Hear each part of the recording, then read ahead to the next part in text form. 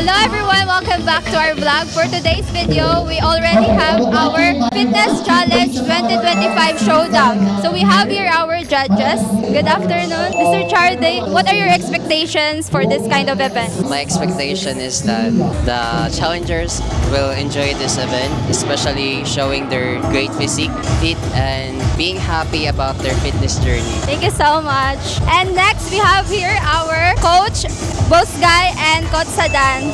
So, hello po, sir. So, what are your expectations po for this kind of event po? Hello, Coach Sadan. Unang-una, successful yung event sana. Siyempre, be confident lang no, sa ibang mga participants natin. And expectation ko naman na magiging okay yung event na to. Now, we have here Coach Maldito.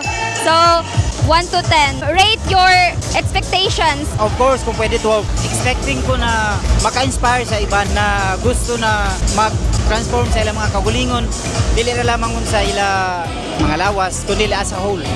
Sana makahatag ng inspiration sa iban na naglisod kung unhon, makita nila na dali ra ba sa singdon ra. Wow, thank you so much. What are your expectations po for this kind of event, knowing that you are one of the board of judges, ma'am? Well, thank you for that. My expectation would be for all the candidates to just be confident of themselves because, you know, it's a fitness challenge. I know they've worked so hard for how many months, and I hope that this time they are much more confident of themselves. So that is what I'm looking forward for this show. Thank you. So we have here Boss Guy. What are your expectations po sa event as a judge, one of our board of judges? Siyempre, successful kayo ang event na kini, naghihatag ni Sir Kurt Roldan. Big opportunity na mo na mga coaches na kami ang invite bilang coach. We know na siguro every year ni siya na event. It's not about fitness lang. Ang relationship sa company solid. Muna ato ipadayon solid relationship sa company. Together we grow.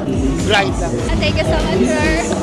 So, yun nga ang ating mga judges. So, excited na tayo na lumabas ng ating mga fitness challengers. So, see you later, guys. We will be right back.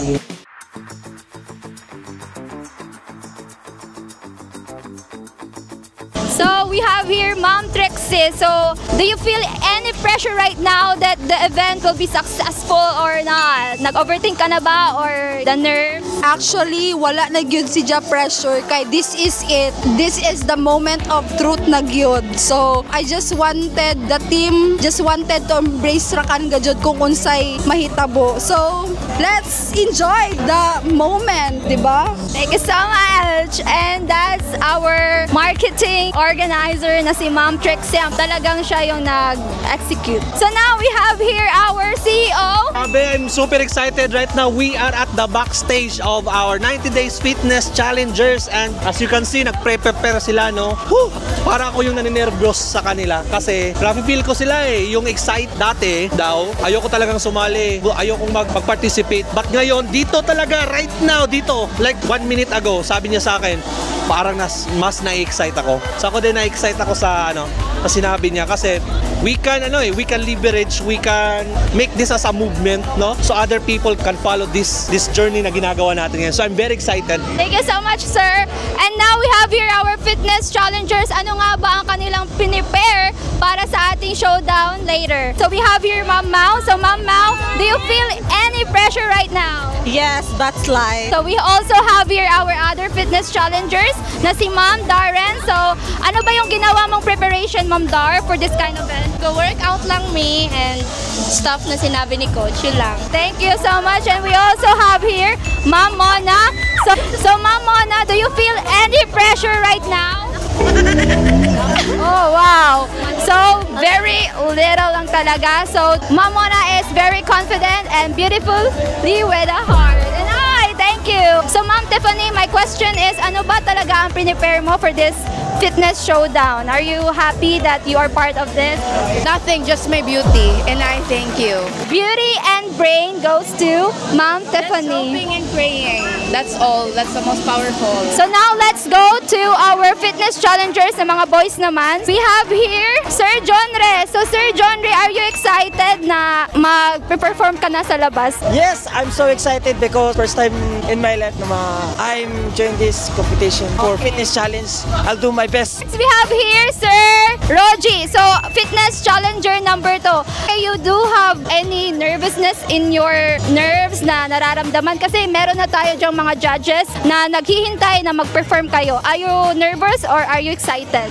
Of course, nervous no kasi first time pamansak but I'm trying my best. You must enjoy the show. So, good luck, Sir Roji. So, now let's proceed. So, happy birthday to our fitness challenger, Sir Raymart. So, Sir Raymart, nakakaramdam ka ba ng kaba right now or you feel confident ka ba sa sarili mo that you will own the show? Yes ma'am, nakakaramdam ako ng kabaklaan. So, next we have here, Sir Melvin. So, our fitness challenger number 3. Sir, nagkana ka, sir? Wala gamay preparation lang para gabi na visitor na to. Good luck to you, sir. And now we have here our Elias of KR team. So, what do you feel right now? Do you feel any pressure right now or do you feel confident about yourself? Feel confident now. Sure ka ba na mananalo ka today? Hindi. At least every one of the challengers are trying their best and they show up today. So, thank you so much, Sir Alan. And now we have here Sir Baay. So, do you feel any pressure right now? Yes, because I'm first time to enter the event like this. Sino ba yung in-invite mo para manood sa'yo? Siyempre, my special someone, mama. Okay, thank you so much. I hope you're gonna win and good luck. Mag-start sa pagsulog Friday. Pasabot Friday, makambak, maglaw-law, makawaya dyan sa field. So, i-release ninyo guys, law-law. Once, di ba, makapil ka mo, manginit na dyan mag-gym. Waya dyan ninyo kakuiba. So, gana dyan mo, paso da dyan dyan. Like, 5 to 10 minutes before the show. Like, kuman, sugod na ta.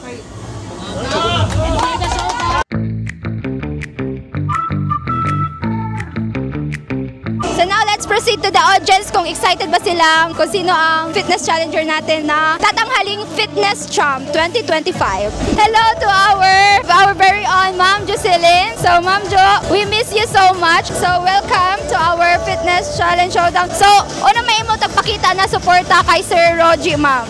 100% support.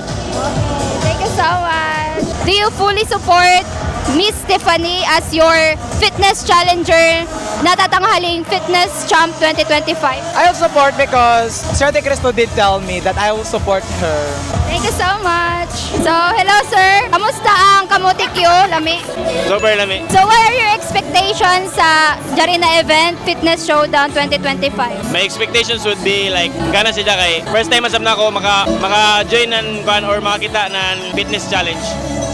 Thank you so much, sir. So we have here Sir Johnny, our spiel. Are you excited, sir, or are you nervous? I'm kinda nervous because this is my first time doing an introduction about the judges. Tapos, napakataas pa ng mga bio notes nila. But still, let's rock it off. Yeah, I'm a little bit nervous and I'm hoping for this event to be successful. Hello, Maggie. Who do you think gonna win for today's event? Mama.